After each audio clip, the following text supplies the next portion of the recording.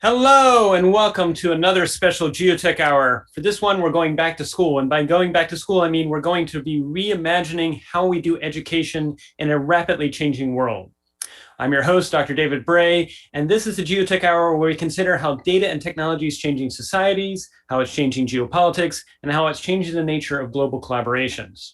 This particular topic that we want to talk today has been near and dear to the heart of both myself and all the august panelists that we have here as we look at how the world is changing and how that requires us to think about how we prepare people both for the skills needed today, as well as the future of work and what they may be doing 3 years, 5 years, even 10 years into the future.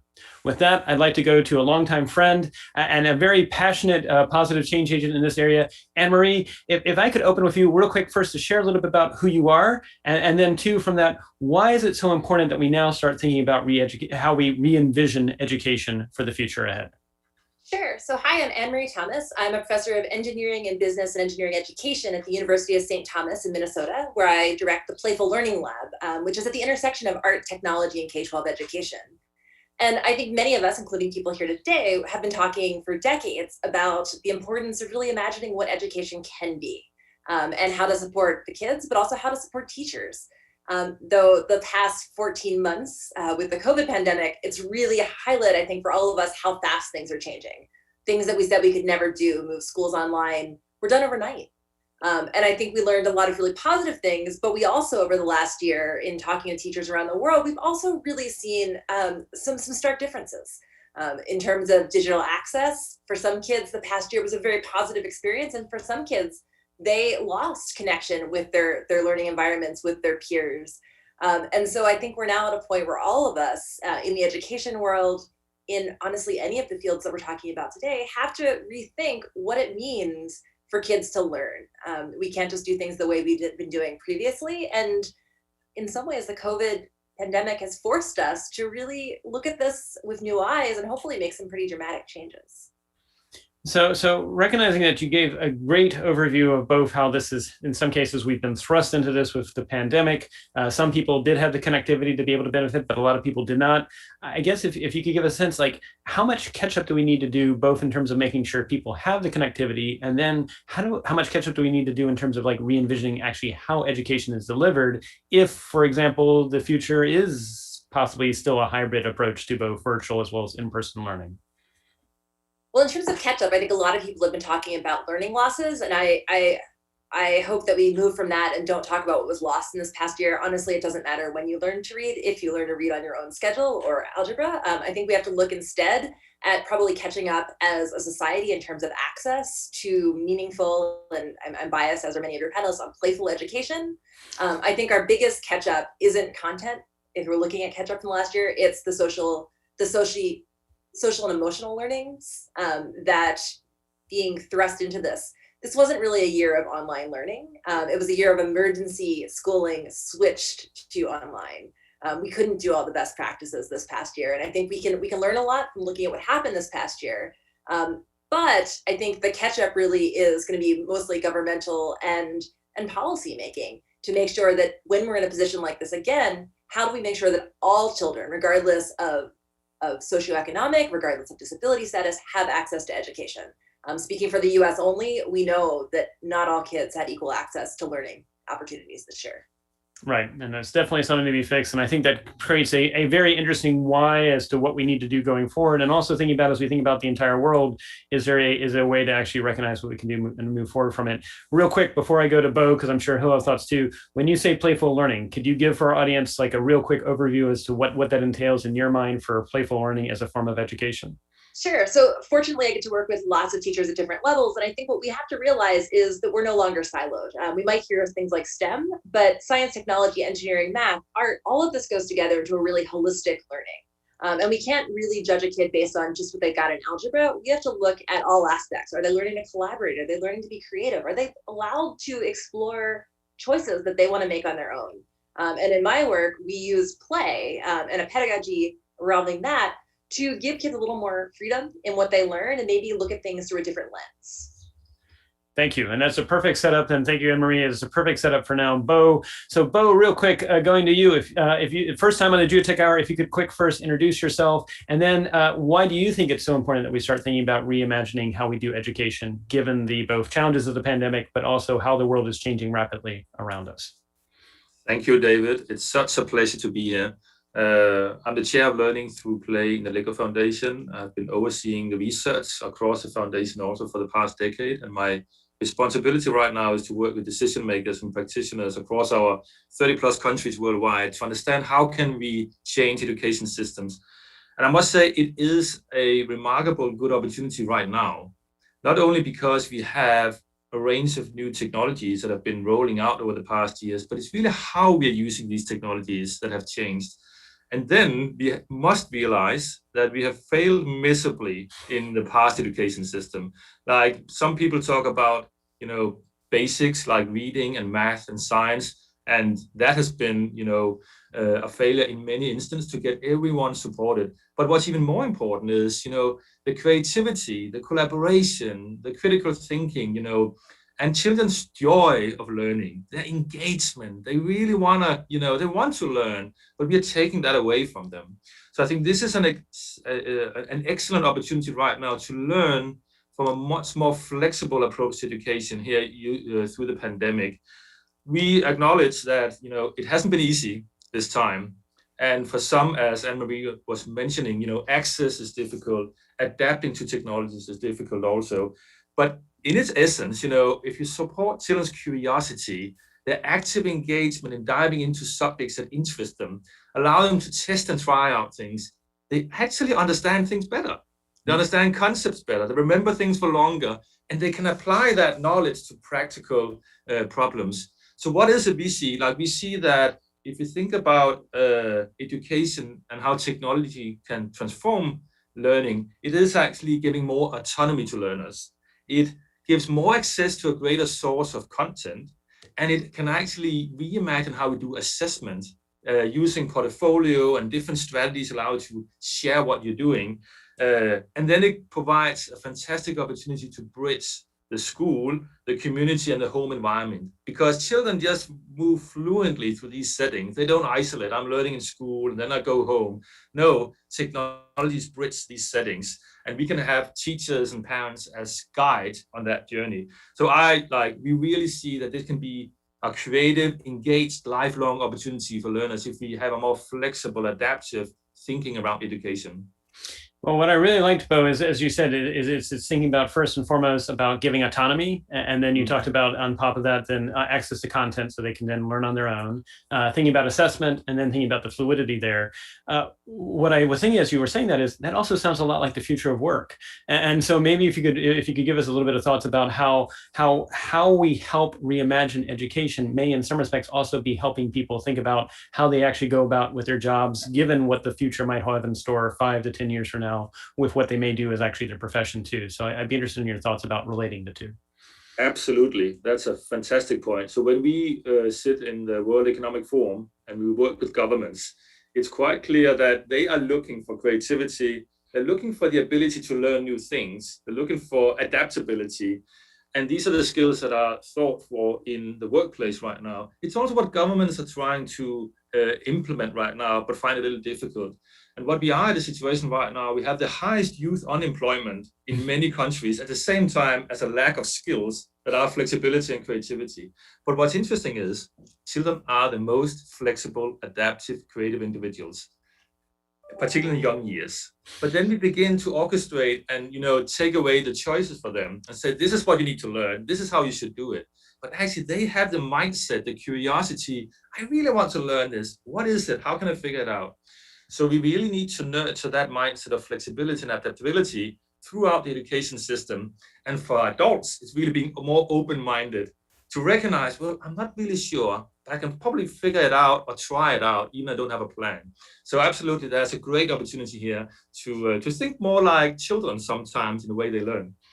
Well said. As I have a 4-year-old, and I think I was mentioning a little bit earlier to the panelists, he recently, we said he had to stay on the bed for his quiet time, which he did. But next to him were some fortunately unplugged lamps, and he stayed on the bed but took the lamps apart as a 4-year-old. And we're like, oh dear. But at the same time, like you said, it's figuring things out on your own. It's being curious. I think these are skills that will serve people long into their career, even after past the education stage, and actually be lifelong, not just lifelong learners, but lifelong creative curiosity cultivators. So with that, that's a perfect setup now to Bevan. Bevan, longtime friend of the GeoTech Center.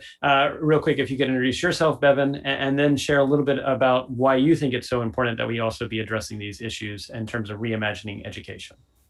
Thank you, David. Hello, friends. My name is Bevan Moore. I'm a social entrepreneur. I've been working in the education space for quite some time now. And I've connected with the city of Virginia Beach, working on multiple gamification projects and new pathways of learning within the last few years.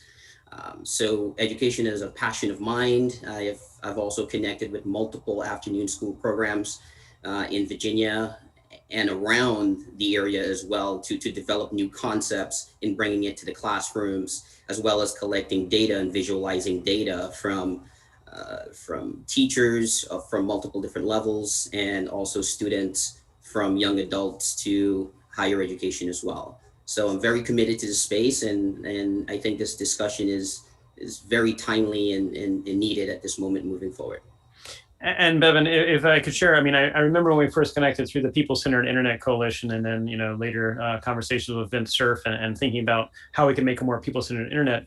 One of the things that I was extremely impressed with was I saw you, and I saw videos of you actually going to middle schoolers and high schoolers and asking for their opinion. So I was wondering if you could share that with the audience, and then two, I know you've had offers to leave Virginia Beach and relocate somewhere else where you could be more connected to like a startup ecosystem, but you've chosen not to.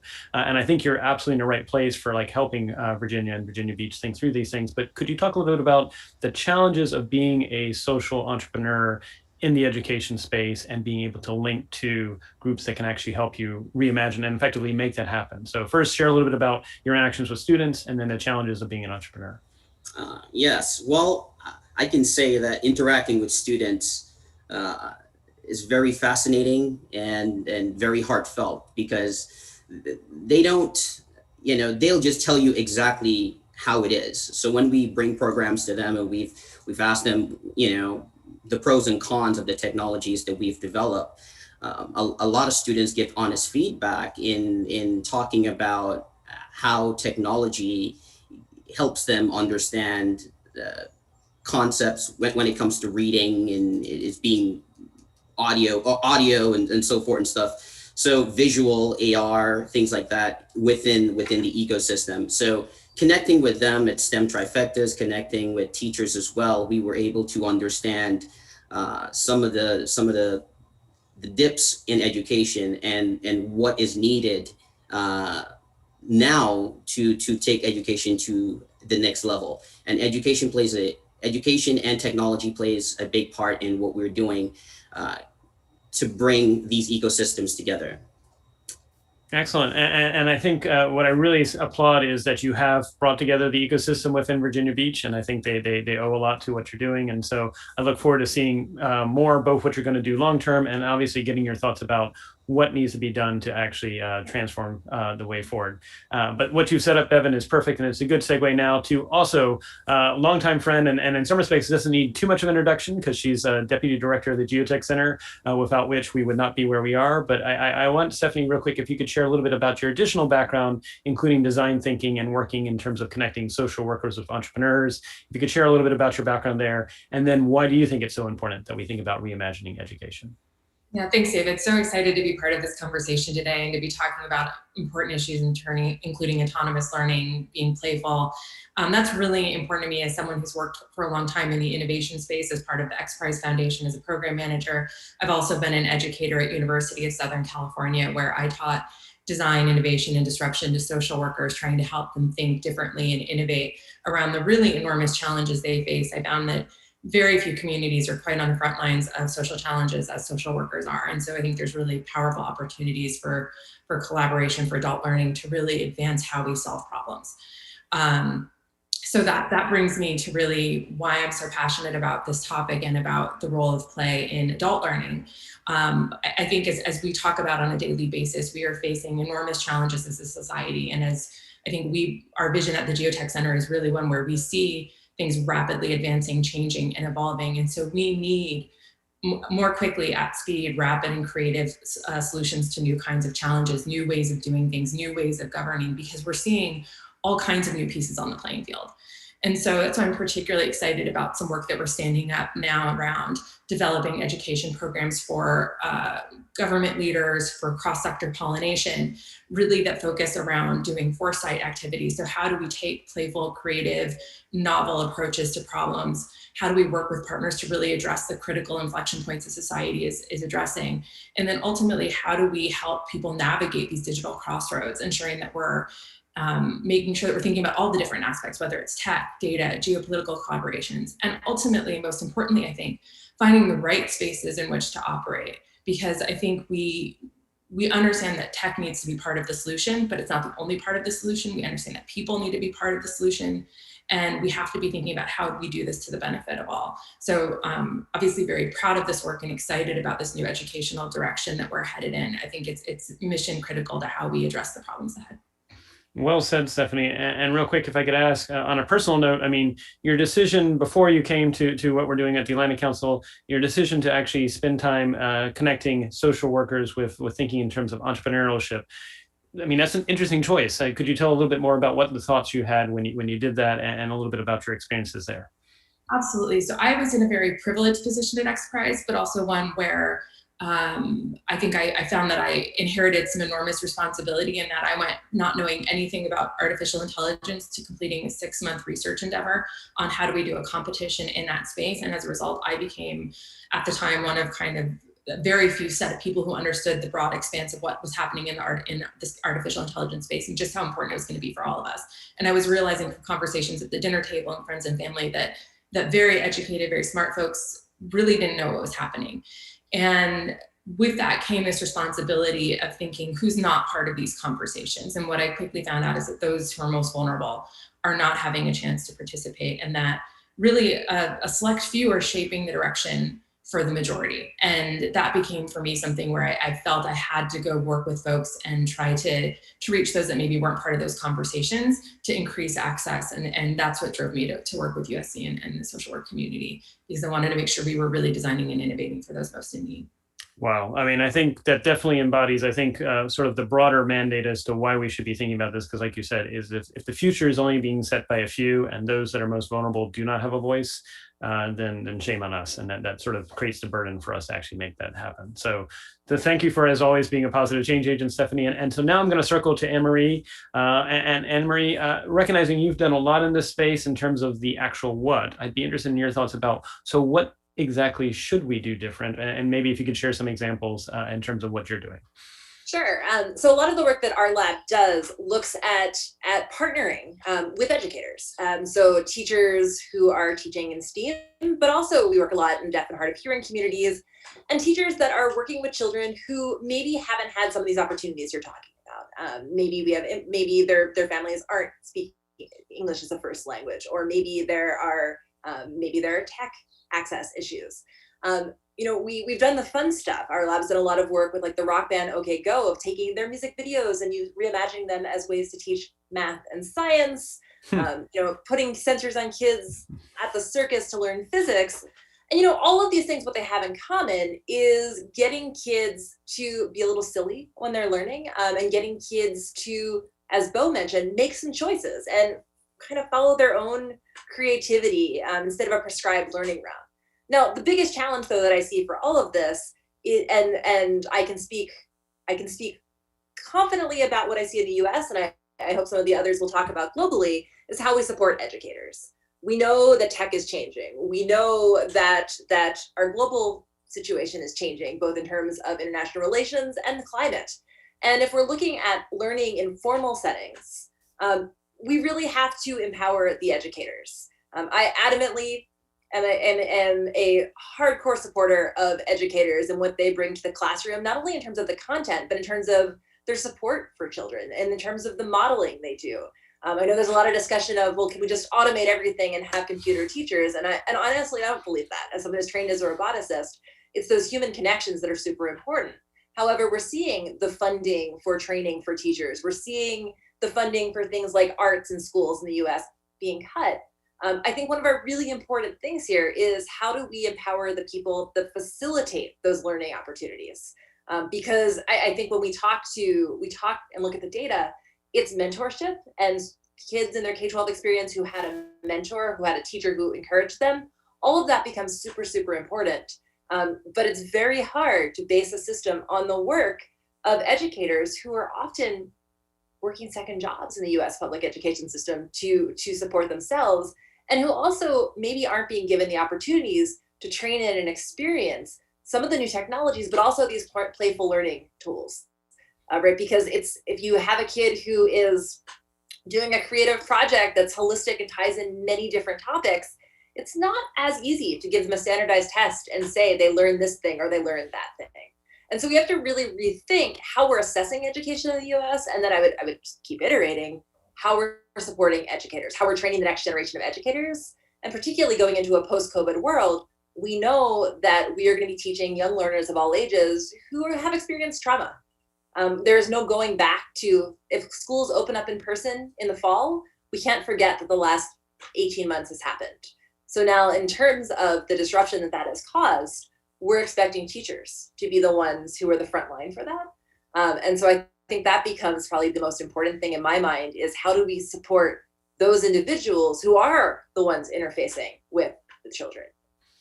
Well said, and I really liked your we have to think about the educators, and I applaud again you saying as roboticists that no, we will not have robotic teachers. That will not be a good future any more than I can remember. There were actually proposals back in the mid 20th century that was going to have either radio or television be the way, that we were going to have television be the way of doing education, and who would pick between an in-person classroom versus watching on television. I think if you could pick the in-person classroom, you would pick that. But I guess let's both. Let's give them the best educational. And they can pick what they want. Exactly. Yes. Do all of it. Well, and I guess humans.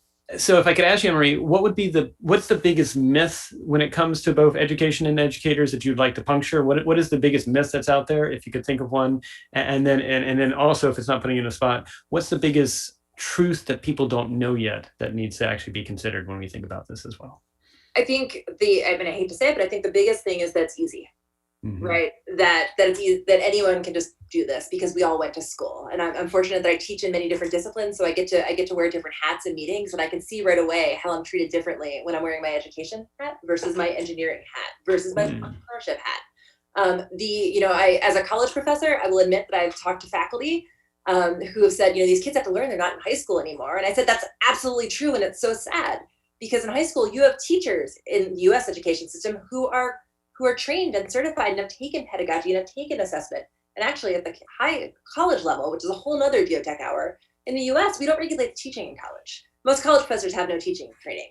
So K-12 teaching is an incredibly complicated field where we expect these humans to be experts in pedagogy and learning and their topic, but also psychology and educational psych and social work. Right, there's a lot there, and if we don't support our educators, we're dooming ourselves as a society. I mean, these are our future teachers, our future doctors, our future politicians. So I think the biggest myth is that it's easy and anyone can teach. No, teaching I think is the hardest job out there, and especially this reimagined way of teaching, where you're a coach, you're a partner, each kid is taking an individualized path. That's a wicked hard problem to solve. So that's the biggest myth. I think the thing that we need to really face right now is that educators are exhausted after the past year, and this is global. I had the privilege for the last 14 months, my lab ran a daily, weekday support Zoom call with any educator around the world who wanted to join in. And we had teachers from Thailand and teachers from Italy and teachers from Australia and many from the US, and they have all been thrust into a year of teaching traumatized children who this is not something we trained for. We never taught teachers how to suddenly flip to online learning or Zoom kindergarten. Right. And so I think that's the thing that we all have to be aware of, is that even if we see schools reopening in the fall, we don't go back. We don't get to erase the last 18 months. And when people start talking about trying to catch up on reading or algebra, a kid cannot do reading and algebra if they don't feel safe, they don't feel supported, and they haven't been able to engage with their friends and these supportive adult teachers. So I think that is a big part of what we really have to have our eyes open to. I don't care what the content will get there. If the kid isn't ready and supported to learn, and as Bo mentioned, the creativity and the collaboration, they're not ready to learn the algebra. Mm-hmm. David, I feel like I just have to jump in super quick. Sure, go ahead. I think the role that trauma plays in learning, the role that trauma plays in America right now, I think can't really be understated. And where I want to connect the dots is it's a jeopardy to tech. It's a jeopardy to our future as an innovative and creative society, because what we found is that children that have experienced trauma, people who've experienced trauma, they don't necessarily feel as safe. It impedes creativity. It can impede kind of the ability to think abundantly about the future and future possibilities. It changes how we approach problems from the get-go. And I think it's why it's even more essential and urgent right now that we're bringing play back into the classroom, that we're bringing play back into adult problem-solving experiences, because we're right now we're all coming out of this. And so I just really can't echo enough what Emery's saying, or the importance of us tackling this issue for our global tech and data future, quite honestly. Very well said, and agree. I would say I'm seeing in different workplaces and different work settings, and again, how this, future of education and future of work seem to be closely connected. If there are workplaces where there is trauma in the workplace, or they haven't recovered from the pandemic, or they haven't recovered because they had to do 50% of the people had to be laid off, then don't be surprised if everyone is just sort of heads down and almost in a work depressed mode. And then that leads to the absence of creativity, absence of adaptation necessary at the very time when the world is changing rapidly and we have to adapt. And so I think it's interesting to sort of draw on a need for both a need for play in education and also a need for play at work at the very time when we're experiencing the pandemic and trying to figure out what the recovery looks like for everybody. So well said, Anne-Marie and Stephanie. So Bo, you've got a hard act to follow. I'm going to go to you and ask, so what is LEGO doing to actually create those environments for play, both for students, but also for educators as well? This is a fascinating conversation. There's so much to pick up on here, but I'll just start by saying that because you framed the question of a myth, I think the biggest myth we're trying to debug is that there's an opposition between knowing things and doing things and being engaged. So, knowing the curriculum and knowing content and apply that knowledge and be highly engaged is not in opposition to each other. They really reinforce each other. And what it leads to is the equity discussion we just had here. So when we also work in refugee camps, in really socio-economic different environments, if you have anxieties or are stressed, you cannot concentrate. If you don't have any friends, you cannot learn. So the social emotional is an amplifier of academic learning. Actually, if you use social emotional learning in schools, you have 11% higher academic skills also. So it's really an integration, of academics, of skills and engagement. So that's kind of the vision we hope that people have in mind, that is a more holistic form of education. Secondly, I think what we really care for is how we do our interventions. We really rely on evidence-based approaches. Like we try to test things out, like go out, figure out it works, engage the children, understand what they do, or understand what teachers, how they practically use this. So iterate, test and try out what they do, because we need much better standards, particularly on the types of education, the quality and use of technologies. So that's part of our monitoring, evaluation, testing and trying out things. But then practically, we work deliberately with parents.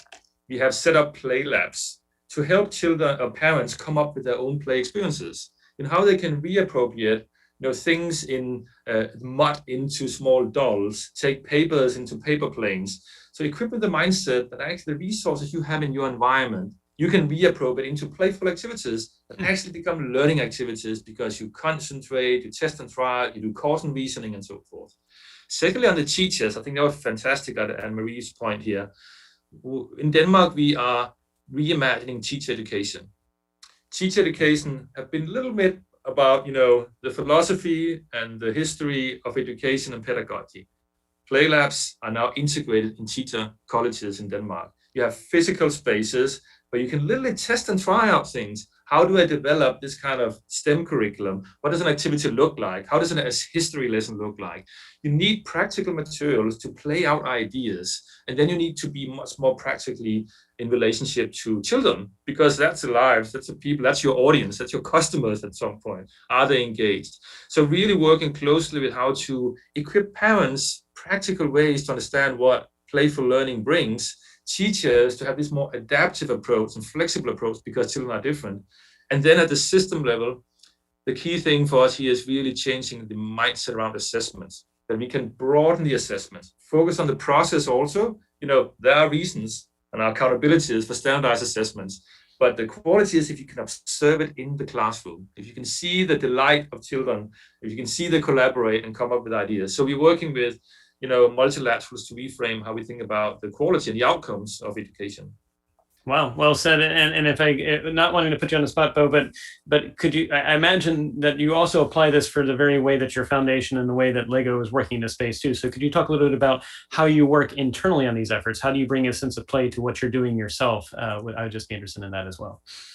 Absolutely. I think what we usually do is we try to express our thinking ideas using materials also. Hands-on materials, because it's very difficult, particularly if you work in a very diverse, multicultural organization where English suddenly become the main language, even you have maybe 10 different languages. So we use multiple materials to express how we think and feel about things. Building Lego models, using obviously a whiteboard, using Miro in our online meetings to all people to share ideas. But the key thing in our meetings is switch medium. Like if you're trying to explain something and people don't really understand it, well, try to act it out, try to pretend you're someone else, or try to build and make it. So it's really important that everyone get on the same page and have an opportunity to discuss and share things. So it is an approach also in our way we set things up. We have a lot more focus on piloting things, like figure out whether it works for your local partners, and then get feedback, and then be more flexible in your grants making and your funding and your partnerships, because it's really about learning from what exists on ground. And then we have our partnership events with Anne-Marie. We're delighted that Anne-Marie was driving a lot of our Lego Idea conferences. Our partner conferences are co-creation conferences. Like we're really gonna co-create, what are the needs? How can we work together to come up with solutions and then get something into piloting? So it is more a collaborative, project-based, experiential learning experiences we're looking for. Excellent. Well, I really like how you embody the very philosophy that you're also trying to do with education. So really thanks for sharing those concrete ideas, Bo. And so, Bevan, going to you. I mean, you've been working with Virginia Beach. You've been trying some different pilots. I was wondering if maybe you could share, Bevan, some of the examples of what you've been experimenting with and what you've seen as either working or things that have been actually tested as you've been trying to figure out the future of education and the future of work. Yes. Well, we've been working with the City of Virginia Beach for the past 4 years, and including the afternoon school programs, and just connecting on the ground level, trying to figure out what tools do we need to drive them to, this is before the pandemic, to come to class, to not fall asleep. We've gotten a lot of feedback from the kids in the classroom saying that the teachers just come and they talk, and they get bored really quickly. And so we got connected to the system to create new ways to draw their attention, to keep them, giving them a reason to come to school every day and wanting to learn.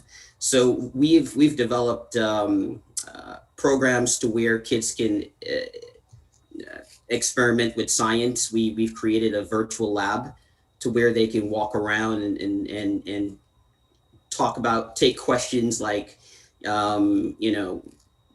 what makes up oxygen and so forth and stuff like that. And they'll be able to go around and select the different components that creates it. And if they put together the wrong components, then it kind of like blows up in their face.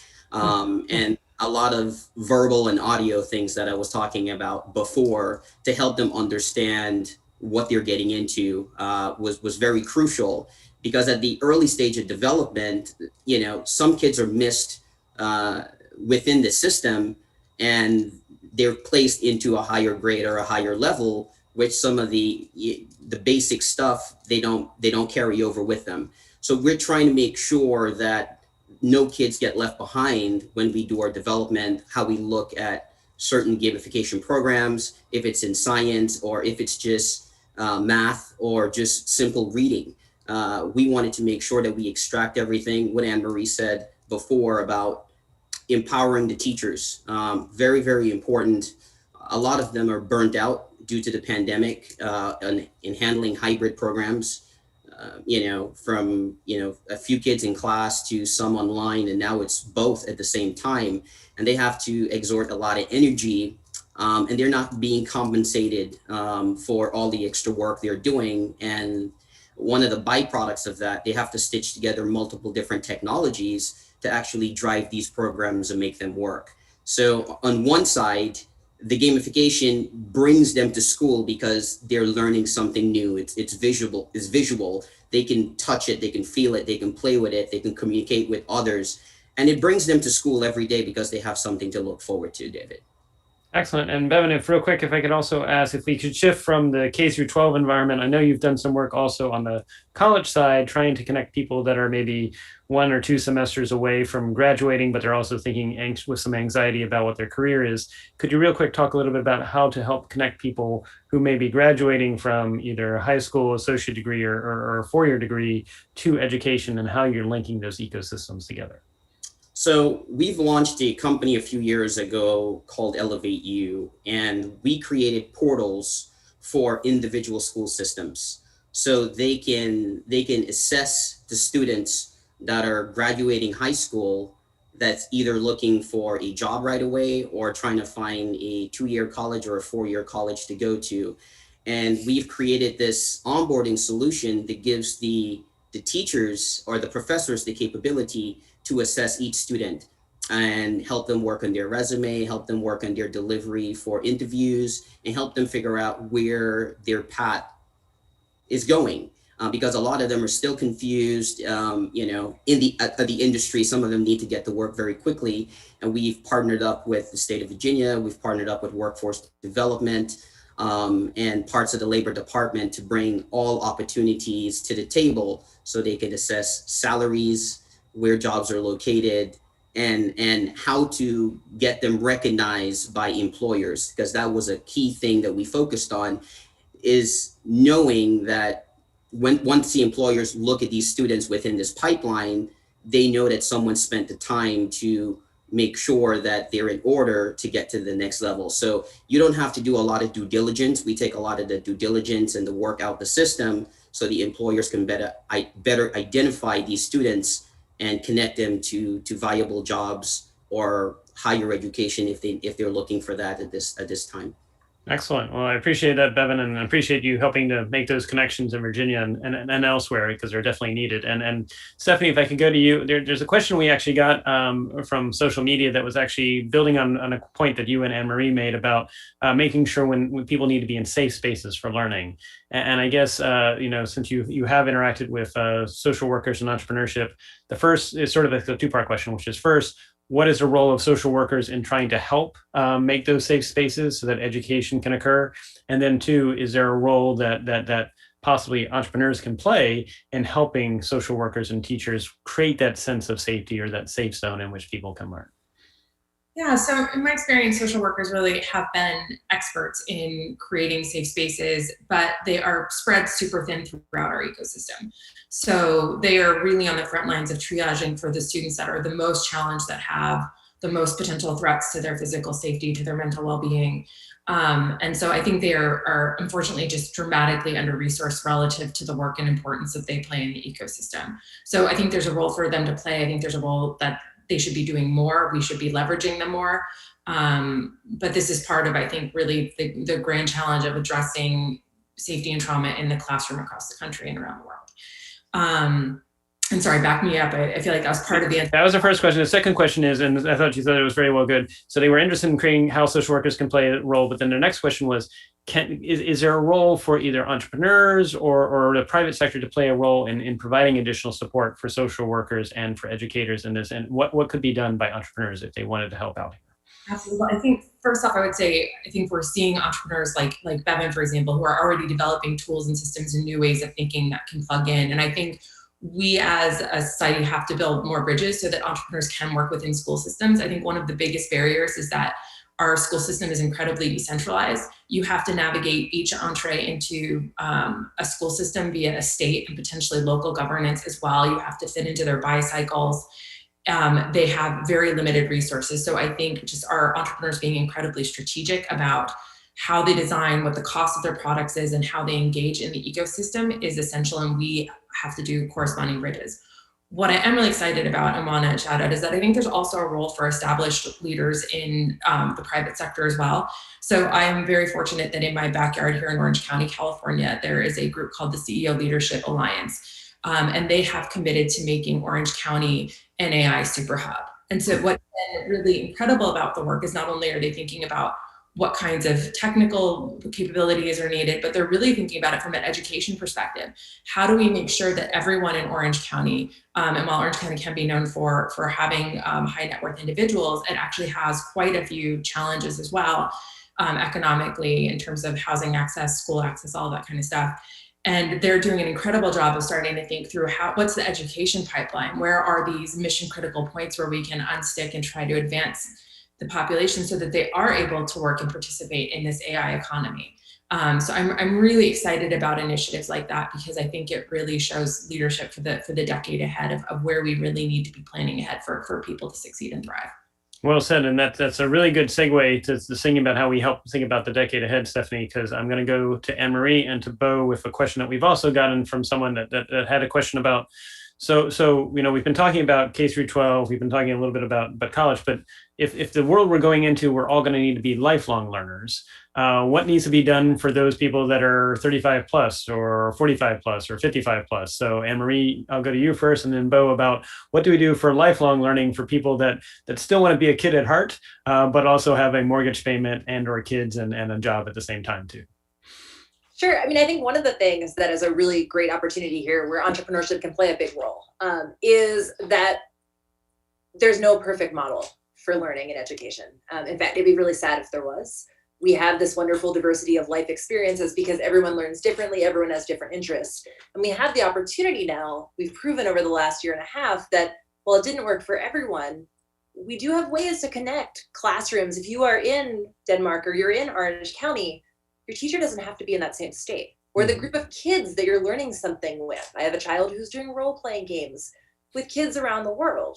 Well, they can do that now. And so I think the huge opportunity we have here is the world is small, right? We know that we need kids who can work in a global world where they might be at a call with someone from Jerusalem today and Denmark 2 hours later, and then maybe New York, and then maybe Mexico City.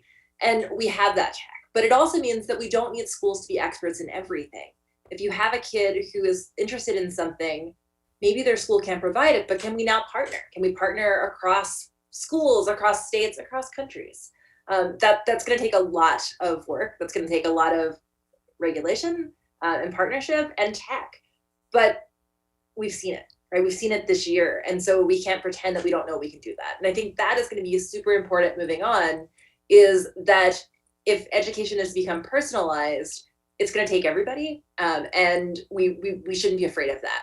I think sometimes we try so hard to make sure everyone's learning the same thing. Well, maybe we don't all need to learn the same thing or the same way. Maybe some people want to learn by using their hands more. Maybe some love lectures. I did a workshop at a major tech company once, and I asked everyone in the room to tell me their most meaningful education experience. And everyone went around, and lots of people talked about building something. And then there was one very well-known tech gentleman. He said, I'm embarrassed to admit it, but I loved going to lectures. Everyone else was poo-pooing the lectures. He's like, I love being in a 500-person lecture and listening to this expert and taking notes. And that's great. That's not wrong, right? For some people, that was a great way to learn. And so I think the diversity of learning styles, learning experiences is our big opportunity. But as Bo mentions, we also need to be making sure that we're assessing all of this in a multitude of ways, make sure that we're not leaving anyone behind. Honestly, often I see new startups in tech where people want to design for themselves. Mm-hmm. And I will do a shout out to a fantastic book, The Charisma Machine, by Morgan Ames, looking at the One Laptop Per Child project. And it's a fascinating ethnographic research study looking at how a piece of tech is used differently in different places. And so I'd say that's our challenge, our opportunity here. And yeah, I'll leave it at that, I think. Well, real quick, if I could ask a real quick rejoinder before I go to Bo, you talked about, recognizing there are different ways that people learn and we should be aware of it. What could you share with our audience in terms of how do you figure out the different ways people learn aside from just watching and evaluating? Is there a faster way that one could do that, or what do you recommend that we figure in terms of figuring that out? I mean, I think that none of this is fast, right? Because everyone is different. I think there are fantastic educational researchers and educational psych folks out there who are doing these studies. I personally met the LEGO Foundation folks like Bo through reading their research papers that they were doing globally. Bo mentions the work they were doing in refugee camps. Well, the work they do with War Child. All of this isn't relevant to just that situation. It's relevant to any school situation. Stephanie talks about the different traumas we see. So I think really looking to different disciplines and looking to people that might be teaching in very different situations is super important. And then these dialogues and really sharing what you're seeing work in one situation and the data, and maybe it's different. Maybe the work that Bevan's doing could translate really well to a different country or to a different school situation, and then backing that up with the data. And I think that goes lifelong, right? You don't stop learning you shouldn't stop learning because you graduated with your diploma. I think we know that the world is rapidly changing, and when we talk to teacher preparation, nobody can train a teacher in everything they need to teach a kid to be successful in 20 years. We don't know what the world's going to look like. 4 years ago, two years ago, the graduates in 2019 of teacher education programs around the globe, none of them, to the best of my knowledge, were taught how to handle the sudden shift online in a global pandemic. Right. And that was some of them had to do that 8 months later. So I think to Bo's point, this idea of teaching creativity and teaching collaboration and how to learn new things and try new things and iterate, I mean, that's really a lifelong skill that we need to practice. You don't learn it once. You don't learn it in kindergarten and you're done. You should be doing it in your executive staff trainings with 40-year-olds.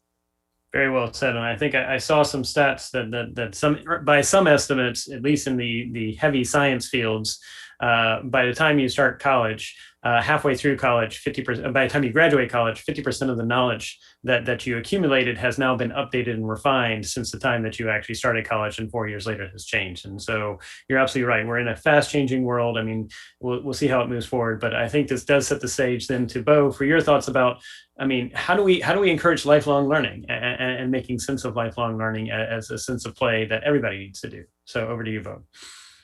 Thanks a lot. And I must recognize also as a starting point, it's more difficult for some than others. But the first thing to acknowledge is you just need to be more flexible and learn better in the future, because nothing is really given. And we can see that with the uncertainty here during the pandemic.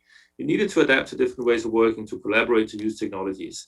One way of doing that is try to do one new thing each day. Mm-hmm. It doesn't need to be a lot radically new. It could be a different route to work. It could be a new way of training. It could be taking two of your favorite Lego models and combining them. It could be trying to add another ingredients to your dinner to see if it tastes differently. But just this mindset of just try something different a little bit in your everyday work. The second one, I think, is something we are really trying to emphasize here is what Anne-Marie was also beginning to talk about, this engagement in the community.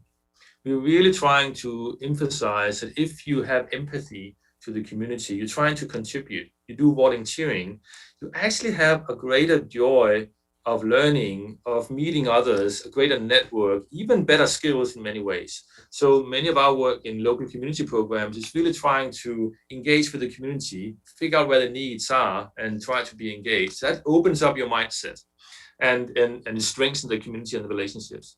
And then I think finally, it's all about asking more questions, expanding your curiosity. I think what we sometimes have been taught is that there's only one solution. And, we usually use the analogy of Lego bricks. Here are 6, standard Lego bricks, 2.4 studs. You can combine them like a tower like this. But there are 913 million different ways you can combine these 6 different bricks. And sometimes in education, we are asked the question, what is 2 plus 2? And there's only one person in the world who can answer that. That's 4. Instead of asking, what are the different ways we can get to 4 by combining 2 numbers, like 2 plus 2, 1 plus 3, or combining things that get 4. You open up a ton of opportunities if you think about questions and open-ended solutions. So embrace this idea that there's such a wonder and delight and opportunities you can explore out there. Very well said, Bo. And I love the example you gave of both the Lego blocks, the number of permeations, the fact that instead of just saying 2 + 2 = 4, how can we get to 4, which raises lots of different ways of getting there. I think that really does make it very real. So now, folks, we are at the lightning round. One thing I do want to say is we did have a question come in from the audience that was interested in learning more about each of your efforts. So I will say what we'll do there is we'll make sure when we do a recap, we'll post both to this live show now, but also the recap we'll have from Bo, from Anne-Marie, from Bevan, and from Stephanie. We'll have additional information. But the good news is the audience is very interested in learning more about all your efforts. So if you don't mind sharing it with us, we'll make sure we share that with the audience and we go from there. But we're now at the lightning round. And so the lightning round is where everybody gets about 90 to 2 minutes, 90 seconds to 2 minutes to give us your thoughts about what do we carry forward from this? How do we do things differently? The how part, what should either public sector leaders do differently, private sector leaders do differently? Really, how do we make this work in terms of re-envisioning education for the future ahead? And so with that, I want to go first to Stephanie, then I'll go to Bo, then I'll go to Bevan, then I'll go to Bo, and then I'll go to Anne-Marie to close. But first, Stephanie, over to you for your lightning round thoughts about what are 2 to 3 tweet length hows that we should do to help move forward from here. I think one of the clear takeaways to me from this conversation is how important it is to have autonomous, flexible, and adaptive learning systems for people wherever they are in their learning professions. We've got to be empowering people and educators on the ground.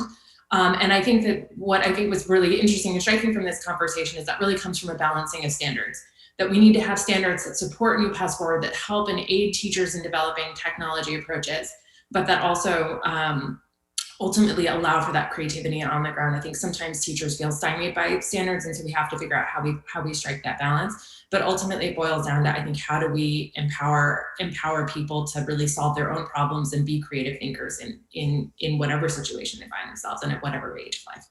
Very well said. And one hopes, as you said, Stephanie, and then we've been talking a little bit about how the future of education ties to the future work. We hope that carries over not just from educating children and youth, but then to the workplace, and that workplaces also recognize. And the last thing we need is to train everyone and get them to think differently. And then we go to workplaces that say, no, all you can do is 2 + 2 = 4. But instead, actually, the workplaces embrace that too. So very well said. And thank you, Stephanie, for that. Bevan, over to you for 2 to 3 tweet length recommendations as to what you think we should do based on what we've talked about here in terms of moving forward on re-envisioning education for the future. And you're muted, by the way. Sorry, real quick. I personally think we need to create more public-private partnerships. I think that's truly needed. We hear a lot from the private sector, then we hear a lot from the public sector. But how do we come together and create or formulate solutions that actually work for the people who need it? And that's where my mission, that's where my passion is focused on real outcomes, on developing outcomes for the people, for the kids in younger, K through 12, and then from there on forth. So public-private partnerships is important moving forward. And I think we just have to find a middle ground to where we can open up to more partnerships long term. And I'm talking, when I say open up to more, I'm talking more on the government side of things, because the way they do things is very it's done a certain way for the superintendents, and when they're looking at technology and how they're bringing technology in, there's a lot of red tape that you have to go through. There's a lot of favoritism in the space as well. And a lot of the real outcomes don't get down to where it actually needs to go to like the teachers and the students and the people that's actually operating within the system. So I think we need to look at the overarching situation with education from every different side and figure out how public-private partnerships can help solve some of these challenges moving forward. Very well said, Bevan. And what I really particularly is that you're saying is, let's make sure we can make it so that those individuals with good ideas, we can actually have them brought to the table, that it's really an open playing field for anyone that can actually help shape the space and make it better. Also recognizing, I think I saw a stat from the U.S. Department of Education that said 50% of the jobs that people will be doing 8 years from now, just 8 years from now, haven't even been created yet. So we need to recognize that that's the type of future we're doing. And then lastly, I thought it was very appropriate that you were encouraging more partnerships. I don't know if you created a startup with that name yet, Bevan, but you might want to just think about more partnerships as something to do in the future. I definitely think that's key. Like you said, a lot of jobs aren't developed yet. So we need to craft and introduce these models into the school systems early. That's why gamify learning is so critical right now, because they actually get to explore the different industries before they even get to the point of high school. So having this at an early stage is important. And I agree with a lot of things Bo said and what he's also working on. So I'd like to also learn more about what everyone's doing here, including Anne-Marie and Stephanie as well. So I can't wait to learn more. This is I've been taking lots of notes as well.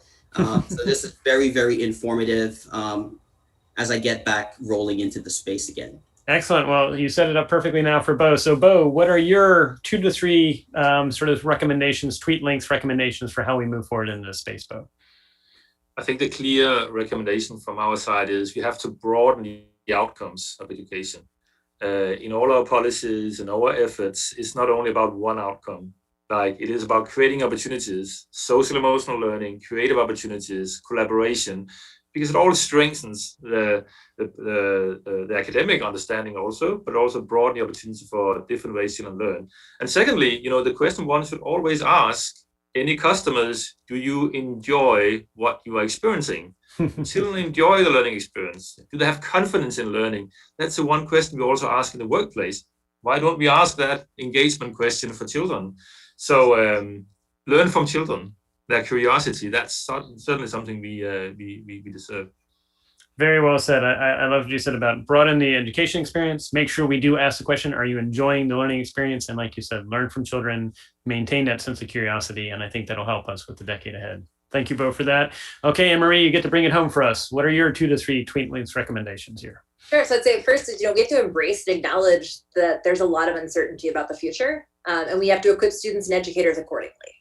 We can't educate for some fantasy world that a futurist has told us will be there. We don't know what tomorrow brings. So how do you equip the whole system, from educators and parents and families? I'll say one of the things I love the Lego Foundation is doing is teaching some parents to play, right? If you want the kids to be playful in their pedagogy, not every culture has raised the adults to think it was okay for them to play. So really embracing that uncertainty, and then reevaluating how we assess outcomes and use and share that data.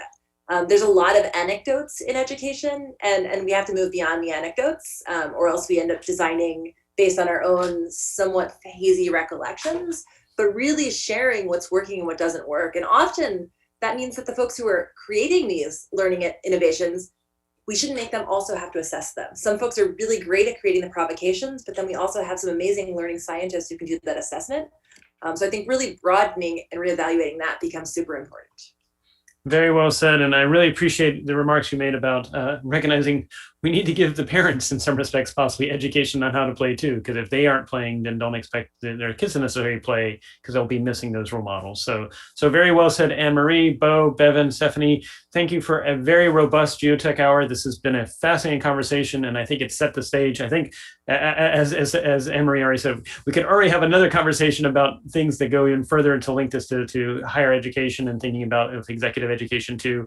I want to thank you, though, for setting forward this very bold space of recognizing the importance of play. And to our entire audience that's listened in, thank you for your questions. As mentioned, we will provide links after in the recap so that you can actually see what Bo, Anne-Marie, Bevan, and Stephanie are doing. And as always, as we say here at the GeoTech Hour, please be bold, please be brave, and please be benevolent for the future ahead. I'll see you next time.